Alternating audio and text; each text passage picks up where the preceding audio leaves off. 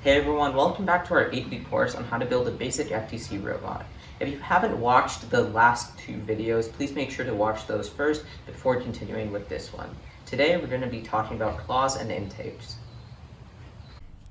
So first we're going to be talking about claws, what they are, and how to use them.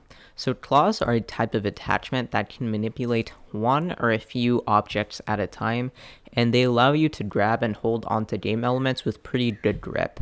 So to use a claw, your robot has to align itself with an object, and then it has to bring the claw down and then grasp it.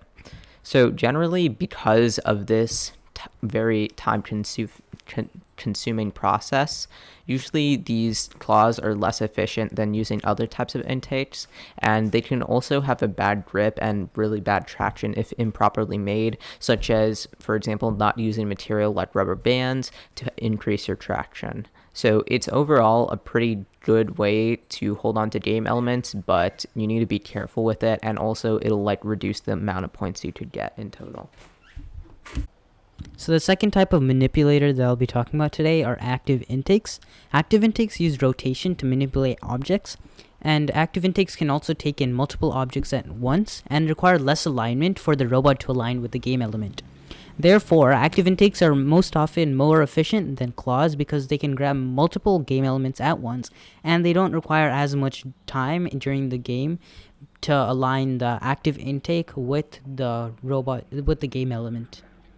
Active intakes usually intake objects as soon as the intake makes contact with the game element. So a good intake mechanism quickly sucks up all game elements that it comes into contact with. However, intakes require a separate outtake mechanism, such as a shooter or a lift. So once the game element is intaked in by the intake, then there has to be a separate mechanism that does a specified task and moves the game element in a specified way. Intakes are good for an offensive robot, and because they're really fast and you can move a lot of objects at once. Materials that are often used with the active intake are rollers and compliant wheels. These are usually wheels or squishy wheels that are on a shaft, and these wheels rotate, which end up gripping the game element and pushing it inside the robot. Some other materials are surgical tubing.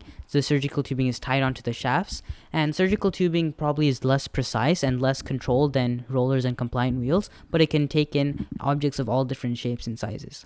Other materials are rubber bands, pulley belts, as well as zip ties.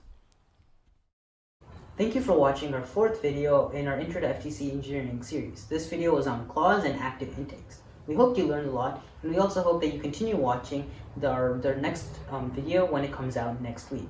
All the links that we talked about will be in the description. Thank you for watching, and if you want to watch our previous 3 videos, you can find them on our channel website.